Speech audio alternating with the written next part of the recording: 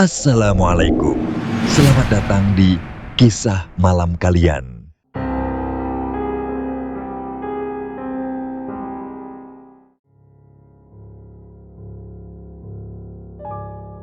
Selamat malam kawan semua. Pada kesempatan kali ini saya akan membawakan sebuah kisah mistis yang dikirimkan oleh seseorang, sebut saja bernama Puan. Kejadian ini berlangsung saat Puan bersama kelima temannya berlibur ke Yogyakarta dan memilih untuk menginap di sebuah penginapan yang terletak tidak jauh dari pusat kota. Di balik suasana penginapan yang tampak tenang, ternyata tersembunyi sesuatu yang misterius. Malam itu, mereka mengalami serangkaian kejadian aneh yang perlahan mengubah suasana liburan menjadi malam penuh ketegangan. Mari kita simak bersama. Inilah kisah mistis dari Puan saat liburan ke Jogja yang berakhir dengan pengalaman tak terlupakan.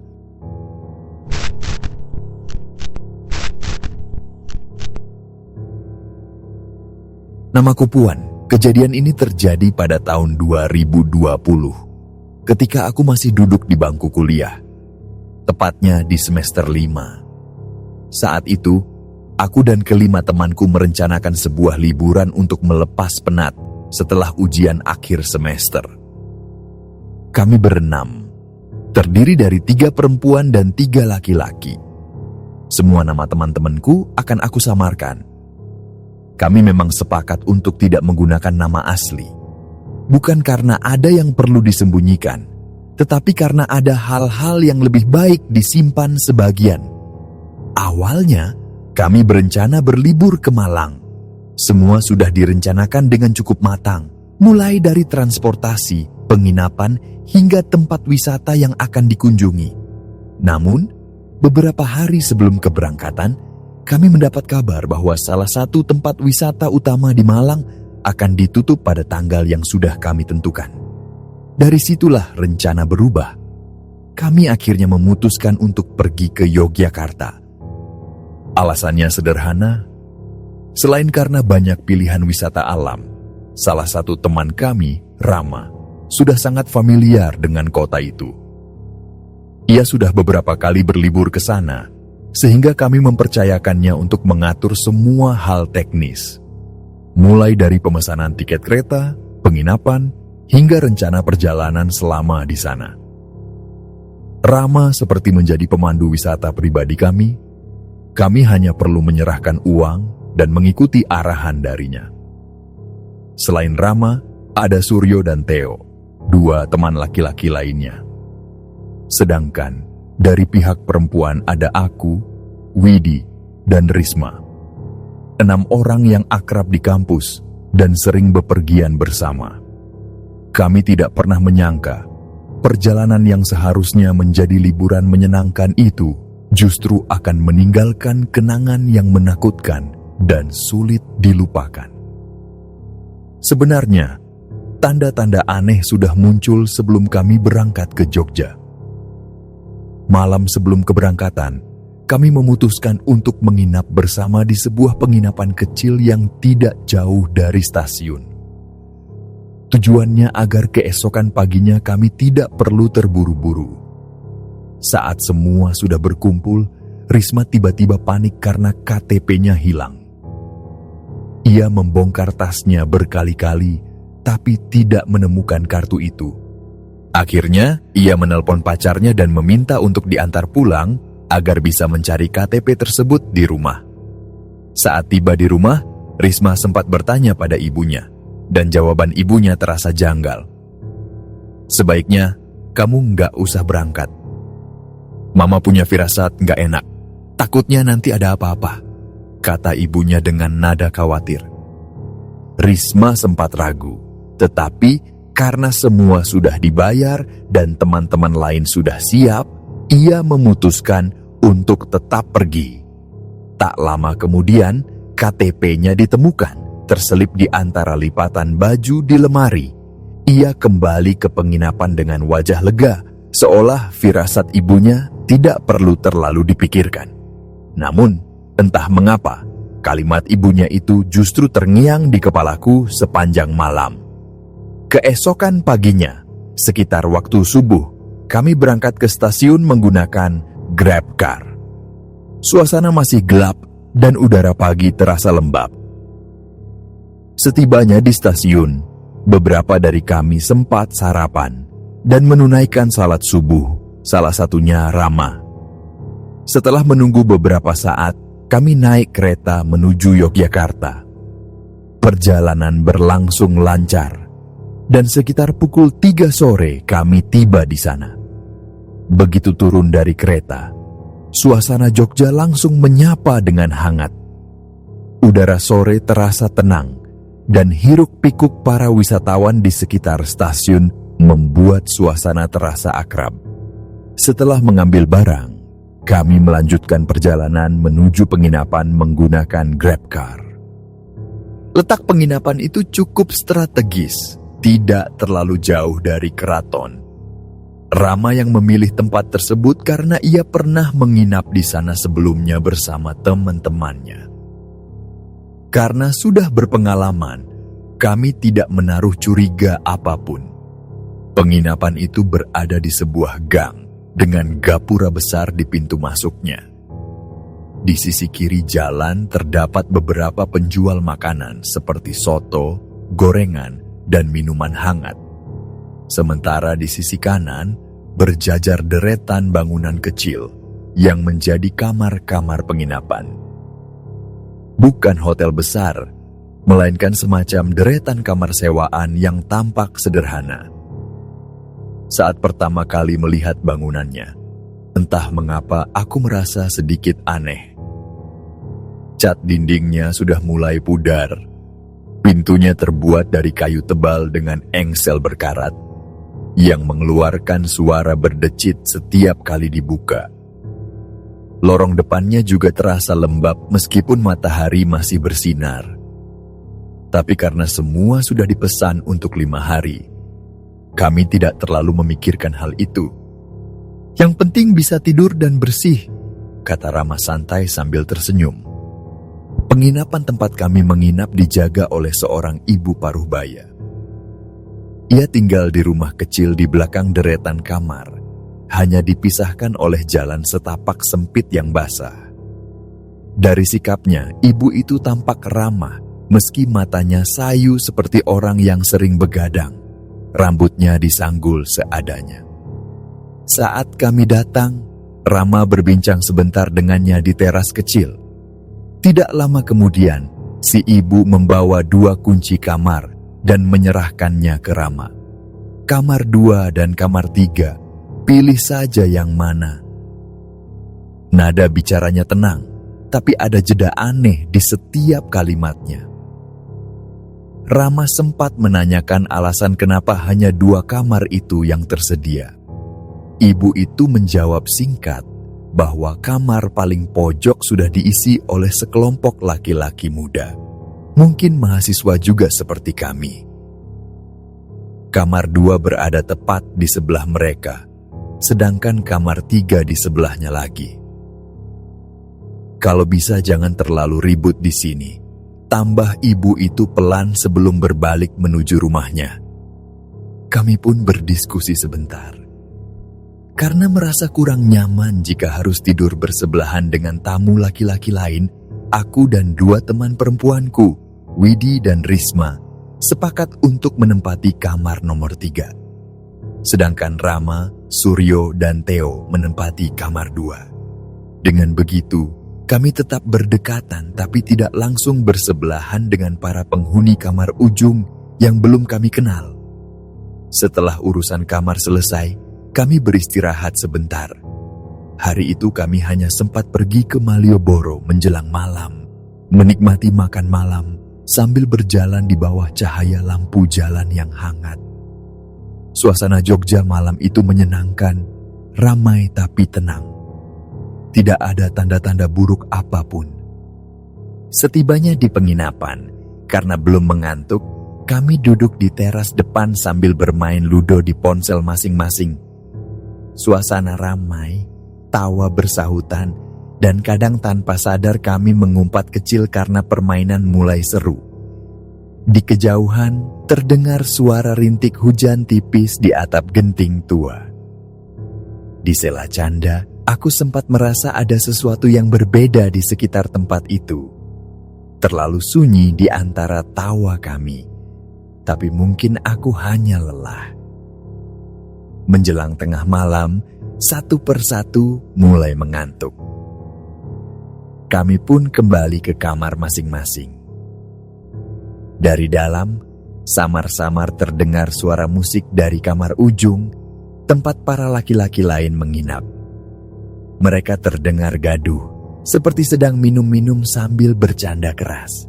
Karena merasa risih, kami memutuskan untuk menutup pintu rapat-rapat dan tidur lebih cepat. Malam pertama di penginapan itu berlalu tanpa kejadian aneh. Keesokan paginya, hari kedua liburan dimulai.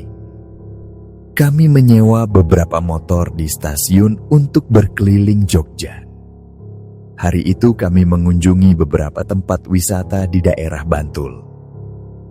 Cuaca cerah, perjalanan menyenangkan, dan tidak ada yang mencurigakan. Kami menikmati hari itu seolah semuanya akan berjalan baik-baik saja. Namun, saat di destinasi terakhir, aku memperhatikan Suryo tampak berbeda. Wajahnya pucat, matanya sayu, dan dari sikapnya terlihat ia sedang tidak enak badan. Ia berdiri agak jauh dari kami, diam sambil sesekali menatap tanah. Aku sempat menanyakan hal itu pada Rama. "Rama, itu Suryo kenapa? Kok diam aja?" tanyaku. Rama hanya menjawab singkat, "Dia lagi kurang sehat, tapi jangan dikasih tahu yang lain, biar suasananya nggak terganggu. Katanya dia masih bisa ikut jalan." Sore harinya hujan turun deras. Kami akhirnya kembali ke penginapan. Begitu sampai, Suryo langsung masuk kamar, membersihkan diri, lalu berbaring tanpa banyak bicara. Beberapa saat kemudian, Theo yang baru saja keluar dari kamar mandi, tiba-tiba berkerut kening. "Kalian nyium bau melati nggak?" katanya, menatap ke arah Suryo. "Di kamar mandi. Wanginya kuat banget," kata Theo lagi. Suryo pun ikut ke kamar mandi. Dari luar terdengar langkah pelan dan percakapan kecil. Tak lama, Suryo keluar dan mengangguk pelan. "Aku juga nyium. Bau banget tapi aneh. Bukan kayak pewangi ruangan." Rama yang sedang salat baru saja selesai dan menghampiri mereka dan bertanya, "Coba deh kamu ke kamar mandi," kata Theo. "Bau melati. Padahal setelahnya bukan aroma itu." Rama masuk, diam beberapa detik, lalu keluar dengan wajah biasa saja. "Nggak ada bau apa-apa. Kalian halu kali. Mungkin efek hujan, udara jadi lembab, terus kecampur bau sabun." Theo dan Suryo saling pandang, tapi mereka berdua tahu bau itu nyata. Wangi melati yang lembut tapi menusuk, seperti berasal dari sesuatu yang hidup. Rasa penasaran membuat Theo dan Suryo akhirnya mengetuk pintu kamar kami. Mereka ingin memastikan apakah bau melati yang tercium di kamar mandi mereka juga tercium di tempat kami. Saat pintu dibuka, mereka berdua masuk dengan wajah datar, berusaha bersikap biasa agar tidak menimbulkan kekhawatiran. "Kalian lagi ngapain?" tanya Theo santai. Kami menjawab seadanya, karena sedang sibuk merapikan barang dan bersiap untuk salat maghrib. Mereka berjalan lurus ke kamar mandi, membuka pintu, lalu tidak lama keluar lagi tanpa banyak bicara. Belakangan baru kami tahu, ternyata mereka hanya ingin memastikan apakah bau melati itu juga muncul di kamar mandi kami. Dan hasilnya, tidak. Bau itu hanya ada di kamar mandi mereka. Sore itu udara terasa lebih lembab dari biasanya. Langit sudah gelap dan suara azan maghrib terdengar menggema di kejauhan. Aku sempat menoleh kedua temanku, Widi dan Risma, yang masih duduk di kasur. "Kalian nggak sholat?" tanya aku. Widi menjawab pelan, "Enggak, aku lagi PMS." Risma juga mengangguk lemah. Rupanya keduanya memang sedang tidak bisa sholat. Aku hanya mengangguk kecil.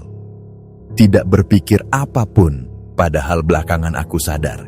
Justru dari situlah gangguan mulai muncul. Risma tampak tidak enak badan.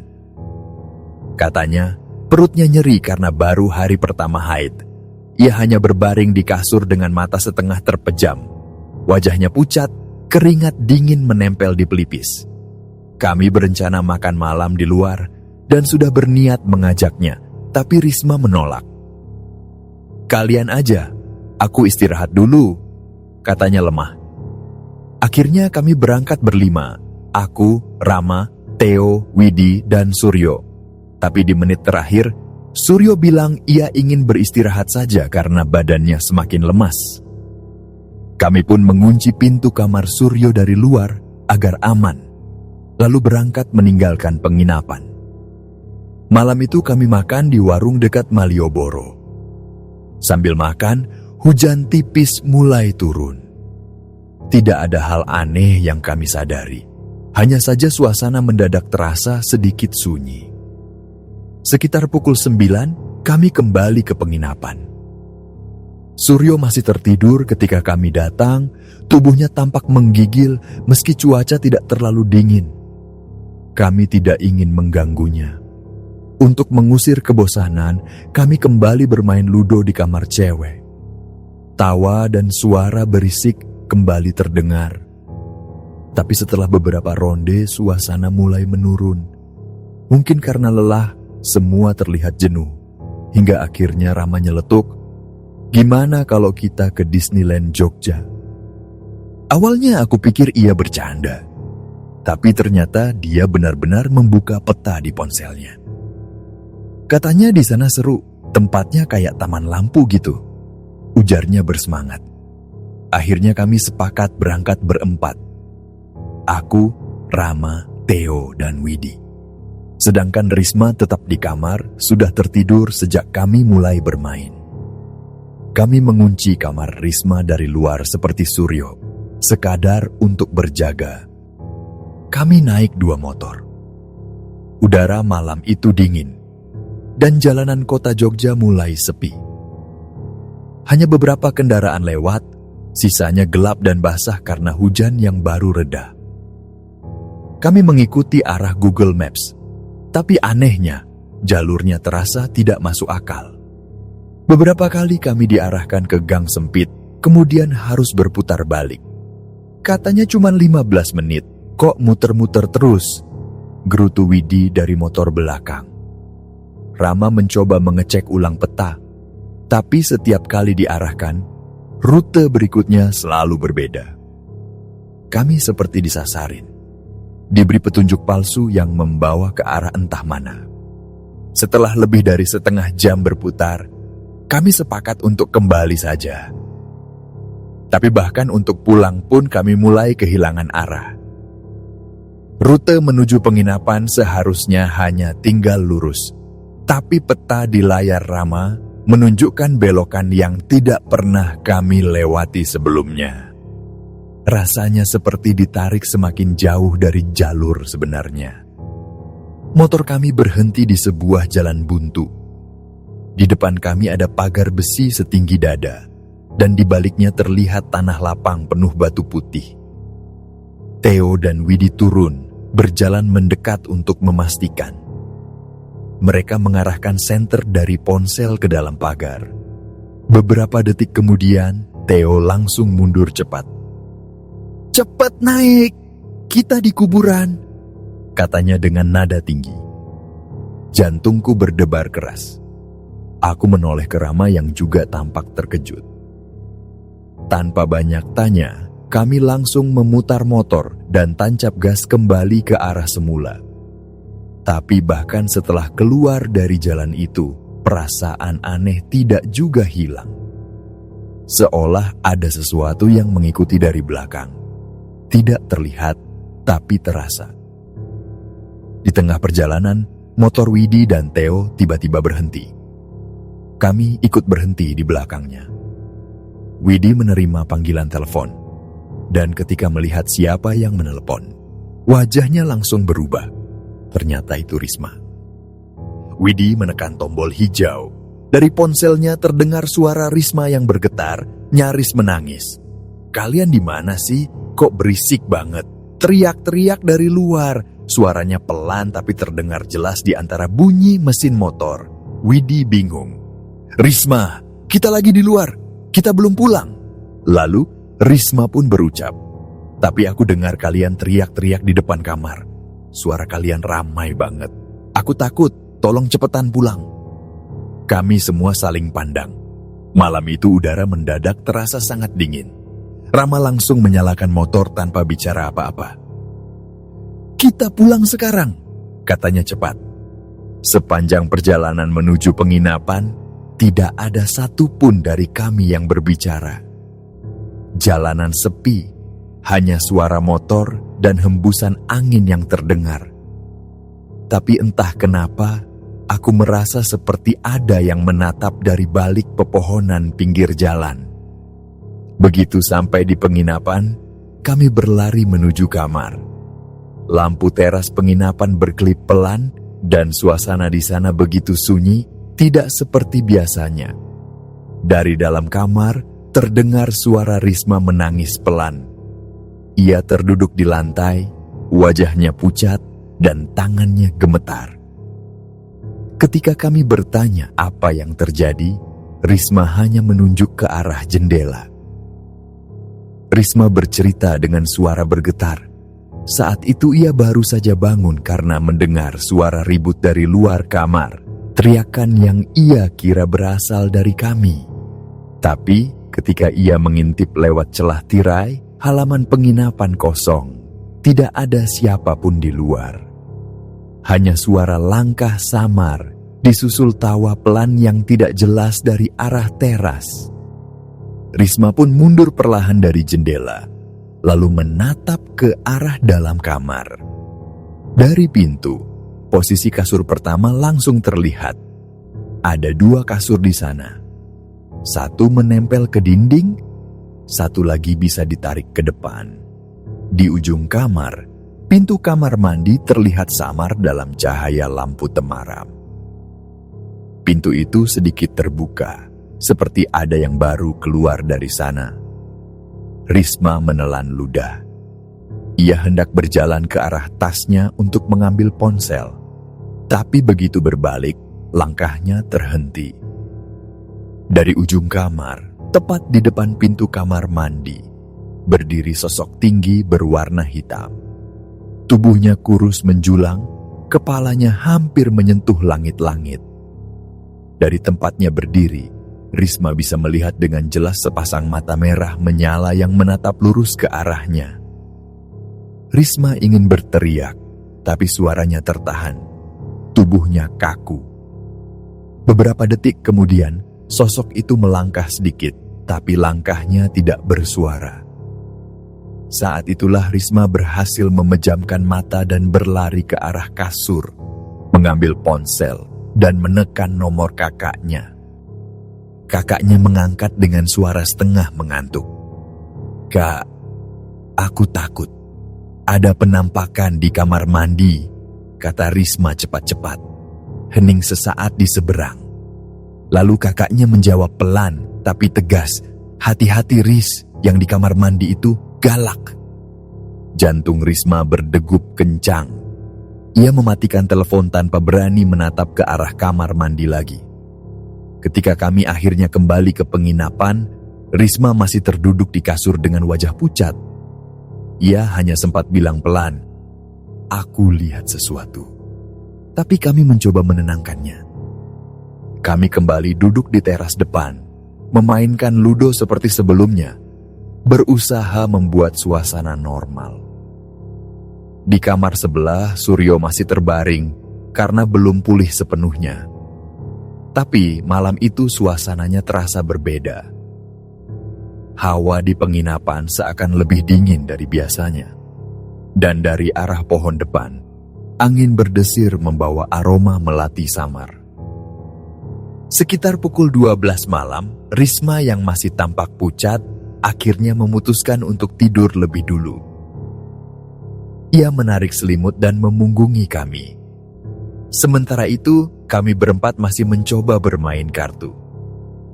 Tapi rasa kantuk mulai datang, satu persatu dari kami menyerah. Ketika aku akhirnya memejamkan mata, aku merasa tubuhku berat. Napasku tersengal, dada terasa ditekan sesuatu. Aku mencoba membuka mata, tapi tidak bisa. Tubuhku seperti terkunci, dan di saat itu, aku melihatnya. Dari arah kamar mandi, muncul sosok tinggi berwarna hitam dengan mata merah menyala. Sama persis seperti yang diceritakan Risma. Tubuhnya membungkuk sedikit, tangannya panjang, dan bayangannya menutupi dinding. Ia mendekat perlahan, langkahnya tanpa suara, tapi setiap gerakannya terdengar di kepalaku seperti gema. Aku ingin berteriak, tapi suara tidak keluar. Lidahku seperti beku. Dalam hati aku hanya bisa berdoa, berharap segera sadar. Lalu suara Widi mengguncangku. "Puan, bangun!" Aku tersentak. Nafasku memburu sambil bertanya. "Itu si Suryo kesurupan," jawab Widi. Aku bangkit dengan tubuh masih gemetar. Dari kamar sebelah terdengar suara keras seperti orang meraung. Bukan suara manusia normal, lebih mirip hewan buas yang terluka. Aku dan Widi berlari ke sana. Di dalam kamar, pemandangan itu membuatku membeku. Suryo terbaring di lantai dengan tubuh menegang, matanya terbelalak, dan suaranya menggeram dalam nada rendah seperti suara harimau. Rama menahan bahunya sambil membaca doa keras-keras. Di sisi lain, Theo memegang kaki Suryo yang terus berontak, sementara wajahnya sendiri ketakutan. Dalam kepanikan itu, Theo sempat menelpon ibunya. "Tolong mah, temanku kesurupan," katanya terburu-buru. Dari seberang, suara ibunya memberi arahan, membaca doa yang diikuti Theo dengan terbata-bata. Tapi keadaan tak juga membaik. Rama mencoba menghubungi ibu penjaga penginapan, menelepon berkali-kali, mengirim pesan di WhatsApp. Tak ada respons. Telepon rumah di penginapan sempat berdering tapi tidak diangkat. Dan anehnya, suara dering itu terdengar dari arah kamar kami sendiri. Hujan pun turun di luar. Petir sesekali menyambar jauh di langit. Rama memutuskan keluar untuk mencari pertolongan. Tak lama kemudian, ia kembali dengan dua laki-laki muda yang ia temui di jalan. Tapi keduanya hanya berdiri di depan pintu kamar, ragu-ragu. "Maaf mas, kami nggak bisa bantu. Takutnya malah ada apa-apa," kata salah satunya pelan. Rama hanya bisa menatap kosong, lalu menutup pintu. Dari dalam kamar, suara Suryo masih terdengar, semakin dalam, semakin liar. Kami semua kelelahan. Antara takut dan bingung, harus berbuat apa. Doa-doa yang kami baca seperti tidak menembus apapun. Telepon dari Ibu Theo akhirnya diangkat lagi. Suaranya terdengar panik, namun berusaha tegas. "Dengarkan, keluar dari situ sekarang. Bawa temanmu keluar. Cari tanah merah. Di sana kalian lebih aman." "Tanah merah," Rama sempat memastikan. Tapi suara ibunya hanya menegaskan, "Iya, keluar dari penginapan itu. Sekarang juga." Kami saling pandang. Tidak ada yang tahu maksudnya apa. Tapi tidak ada waktu untuk berpikir lama. Suara geraman dari Suryo makin keras. Kadang berubah jadi tangisan. Kadang jadi tawa aneh yang tidak mirip manusia. Kami memutuskan untuk mengikuti saran itu. Dengan tubuh gemetar, kami mulai membopong Suryo keluar kamar. Di saat yang sama, Risma yang tadi sudah tenang, ikut berdiri. Wajahnya pucat, tapi matanya menatap kosong ke arah pintu.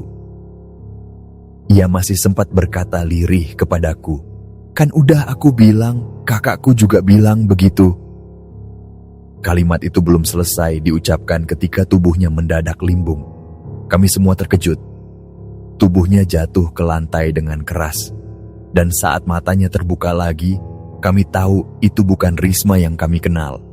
Matanya kosong, wajahnya berubah kaku, dan dari mulutnya keluar tawa lirih yang asing. Risma juga kesurupan. Kini kami menghadapi dua orang kerasukan sekaligus. Suara jerit dan tangisan bercampur menjadi satu. Tidak ada waktu untuk berpikir. Kami hanya ingin keluar dari tempat itu secepatnya. Cowok-cowok memapah Suryo yang terus menggeram dan memberontak. Aku dan Widi berusaha menahan Risma yang kadang menangis, kadang tertawa. Tubuhnya lemas tapi berat seperti ditahan sesuatu yang tak terlihat. Kami berjalan tertatih menuju gerbang penginapan. Udara dini hari begitu dingin, tapi tubuh kami basah oleh keringat. Setiap langkah terasa makin berat, seolah jalan di depan tidak pernah berakhir. Anehnya, meski kami ribut dan panik, tidak ada satupun penghuni penginapan lain yang keluar. Tidak ada lampu yang menyala.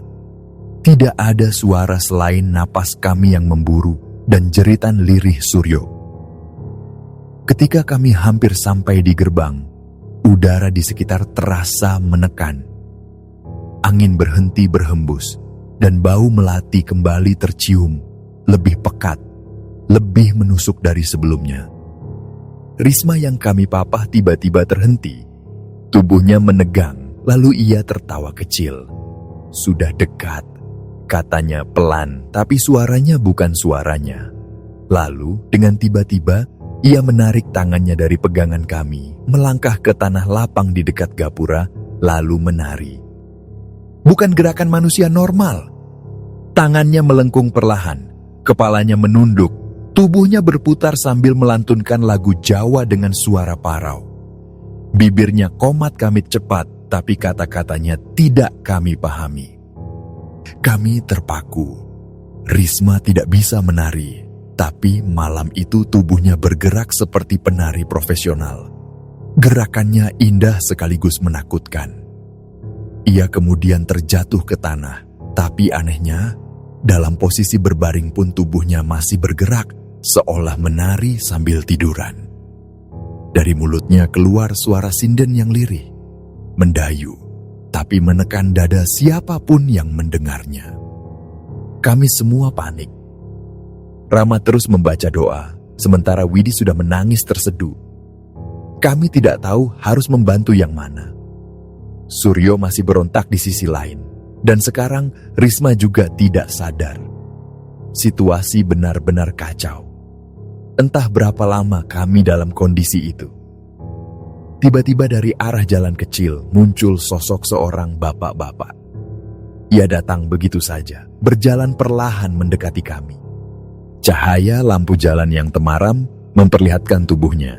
Kepala botak, kulitnya sawo matang, tinggi besar, memakai kaos lusuh dan celana pendek.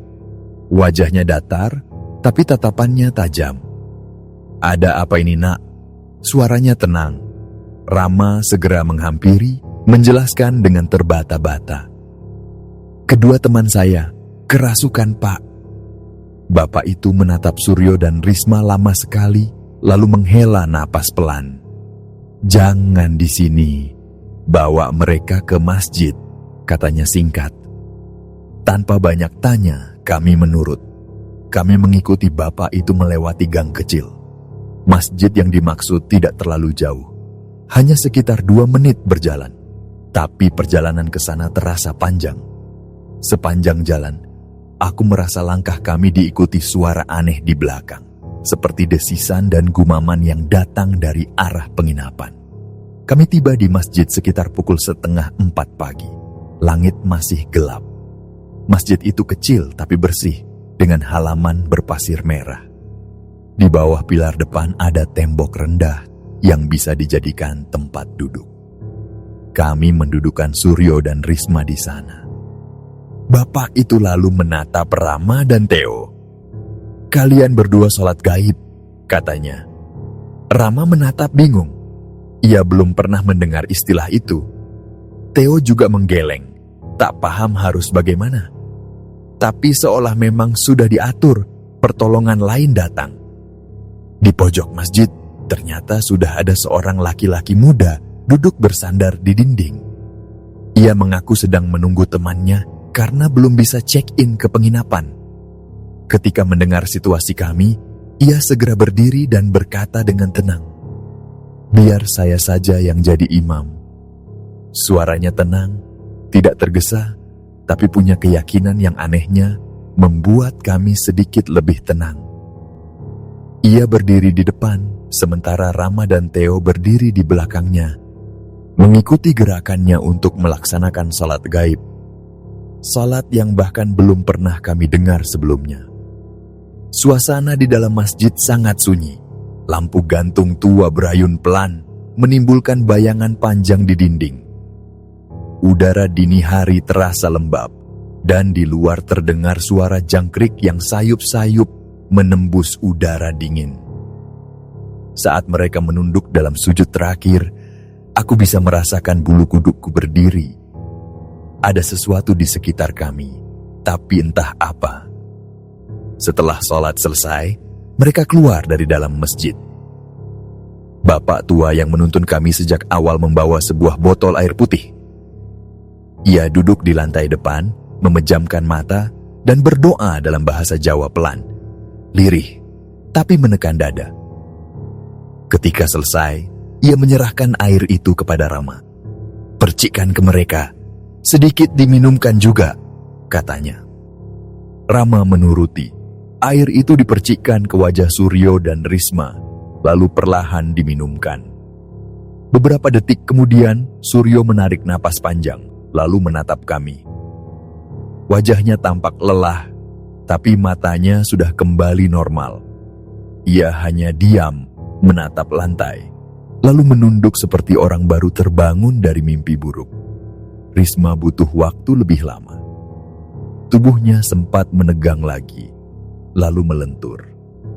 Suaranya berubah-ubah, kadang seperti anak kecil, kadang seperti suara perempuan tua.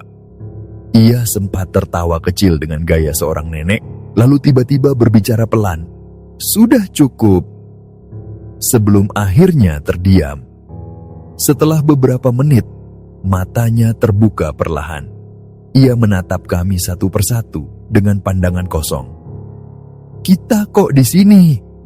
katanya bingung. Kami semua hanya terdiam. Tidak ada yang sanggup menjawab. Risma benar-benar tidak ingat apapun. Wajahnya polos, seolah semalam tidak terjadi apa-apa. Ketika kami semua sudah sedikit tenang, azan subuh mulai berkumandang dari kejauhan. Suara muazin terdengar menggema di udara yang dingin, menyapu sedikit rasa takut dari hati kami. Bapak tua itu berdiri, menepuk bahu Rama, lalu berkata pelan, "Kalian sebaiknya balik saja sekarang. Jangan ngomong apa-apa. Jangan lihat ke belakang." Kami menurut. Langkah kami lemas. Saat kembali ke penginapan, langit mulai memucat. Tanda pagi sebentar lagi datang. Jalanan mulai ramai oleh orang-orang yang hendak sholat subuh. Untuk pertama kalinya sejak semalam, kami merasa dunia kembali hidup. Begitu tiba di penginapan, kami melihat ibu penjaga sudah berdiri di depan rumahnya, masih memakai mukena. Wajahnya datar, matanya menatap kami tanpa ekspresi. Rama langsung menghampiri. "Kami mau refund, Bu. Kami mau check out sekarang juga." Ibu itu mengerutkan alis. "Kenapa, Mas? Ada masalah apa?" Rama pun menjawab, "Teman kami kesurupan semalaman, Bu. Kami mau pindah penginapan." Nada suara Rama tegas, tapi terdengar masih sopan. Ibu itu tampak tidak percaya. "Nggak mungkin, Mas. Banyak orang yang nginap di sini. Nggak pernah ada yang kejadian kayak gitu," katanya agak ketus. Rama menatapnya tajam. "Saya juga udah sering, Bu, nginap di sini. Tapi baru kali ini kejadian kayak gini. Ibu kan punya CCTV, silakan dicek sendiri." Suasana hening sejenak. Udara pagi yang dingin membuat napas kami terlihat di udara. Ibu penjaga itu menatap Rama lama sekali, lalu menarik napas dalam-dalam. Wajahnya yang tadinya keras tiba-tiba berubah. Pandangannya mengarah ke pohon besar di pojok halaman penginapan. Ia diam beberapa detik, lalu menunduk. Matanya tampak berkaca-kaca. Bapak tua yang menolong kami masih berdiri di belakang, lalu mendekat dan berbicara pada ibu itu dengan bahasa Jawa pelan. Kami tidak paham apa yang mereka bicarakan, tapi setelah beberapa kalimat, bahu ibu itu bergetar halus. Ia menunduk lebih dalam, seperti menahan tangis. Ia kemudian berjalan masuk ke rumah tanpa sepatah kata pun. Beberapa menit kemudian, ia keluar lagi membawa amplop kecil berisi uang kami. "Ini uangnya saya kembalikan," katanya pelan, suaranya nyaris bergetar. Ia menatap kami sekali lagi, lalu memalingkan wajahnya. Dari sudut matanya, kami bisa melihat air mata yang menetes. Waktu menunjukkan sekitar pukul 5 pagi. Kami langsung masuk ke kamar, membereskan semua barang tanpa bicara sepatah kata pun. Pintu tidak dikunci, kami hanya ingin segera pergi. Sekitar pukul 5:30, kami meninggalkan penginapan itu. Setiap motor membawa 2 koper besar, suara knalpot memecah keheningan pagi. Kami mencari tempat baru dan akhirnya menemukan hotel kecil tidak terlalu jauh dari sana. Tapi, karena belum waktu check-in, kami hanya bisa menitipkan barang di lobi. Begitu duduk, suasana pecah. Kami semua menangis. Menangis dalam diam, satu persatu saling berpelukan. Rama yang merasa paling bersalah meminta maaf berulang kali, tapi tidak ada yang menyalahkannya. Setelah itu kami keluar mencari makan. Tidak tahu harus kemana, kami berakhir di pom bensin, duduk di pinggir sambil minum air mineral. Menjelang siang sekitar pukul 11, kami akhirnya diperbolehkan check-in di hotel baru. Tubuh rasanya remuk, tapi setidaknya kami merasa aman. Kamar itu bersih, terang, dan terasa jauh dari suasana lembab penginapan sebelumnya. Begitu koper diletakkan dan semua duduk di kasur, Rama membuka pembicaraan. Ia ingin tahu apa yang sebenarnya terjadi semalam, langsung dari pengalaman masing-masing. Semua terdiam sejenak. Tidak ada yang berani bicara lebih dulu. Tapi pelan-pelan, satu persatu mulai bercerita. Theo memulai. Ia mengaku sejak malam kedua, saat pertama kali mencium bau melati di kamar mandi, sudah merasa ada sesuatu yang janggal. Malam itu, ia bahkan sempat memotret kamar mandi dan mengirimkannya kepada ibunya. Tak lama kemudian, ibunya menelpon balik dengan nada panik. Ia menanyakan kenapa Theo menginap di tempat seperti itu, karena menurutnya tempat itu tidak beres dan punya aura buruk. Theo sempat menenangkan ibunya dan meyakinkan bahwa tidak akan terjadi apa-apa. Ia menganggap ibunya hanya terlalu khawatir, apalagi teman mereka, Adi, pernah menginap di situ tanpa masalah. Namun sebelum menutup telepon, ibunya sempat berpesan agar kamar perempuan sebaiknya tidak di tempat yang sama. Pesan itu terdengar sepele waktu itu. Tapi setelah semua kejadian terjadi, barulah kami sadar, firasat ibunya ternyata tepat. Yang paling parah memang dialami di kamar kami, kamar para perempuan. Risma berbicara berikutnya.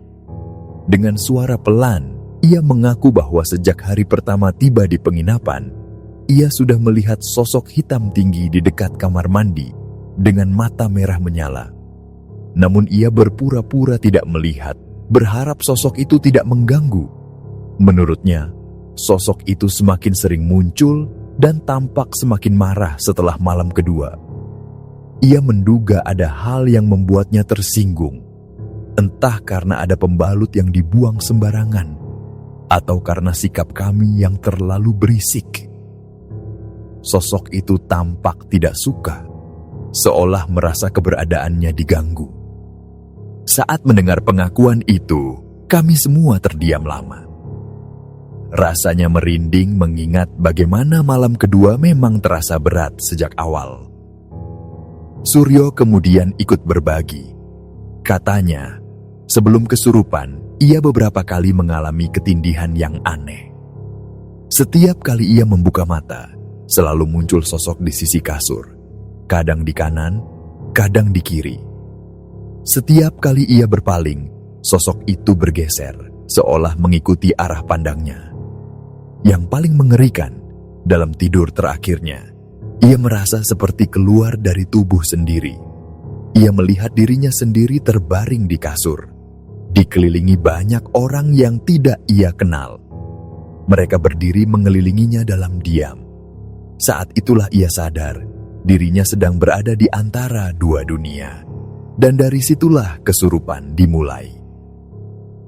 Ia juga mengingat momen ketika tubuhnya masih dikuasai sosok itu.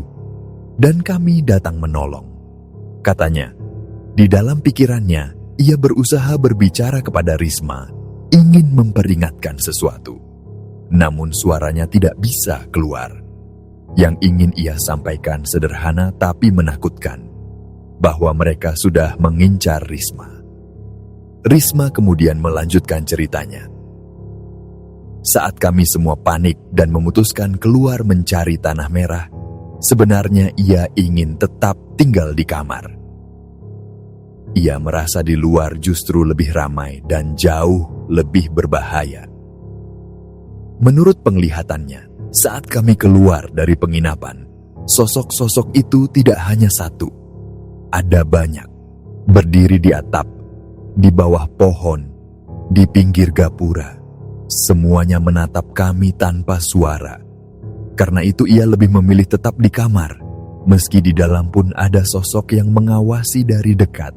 Ia sempat berkata bahwa perjalanan keluar malam itu bukan sepenuhnya karena kesasar.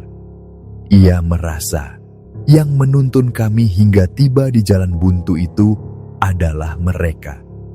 Setelah semua selesai bercerita, kamar menjadi hening. Tidak ada yang bersuara, hanya bunyi pendingin ruangan dan detak jam di dinding. Setiap orang tenggelam dalam pikirannya sendiri, mencoba memahami apa yang sebenarnya terjadi.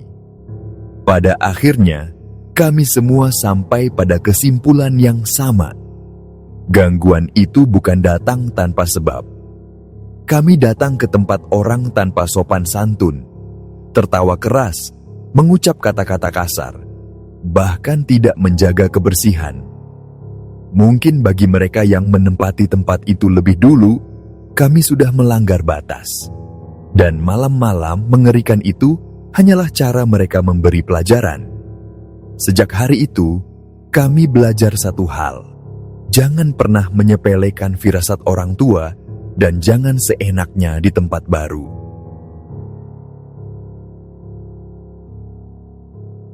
Baiklah, sekian dulu cerita kami kali ini. Kami mohon maaf jika ada kesalahan dalam perkataan dan pengucapan saat membawakan cerita. Bagaimana pendapat kalian dari cerita ini? Semoga dengan kisah ini dapat menghibur sahabat semua. Dan saya Sandi undur diri, sampai jumpa lagi di kisah kami selanjutnya.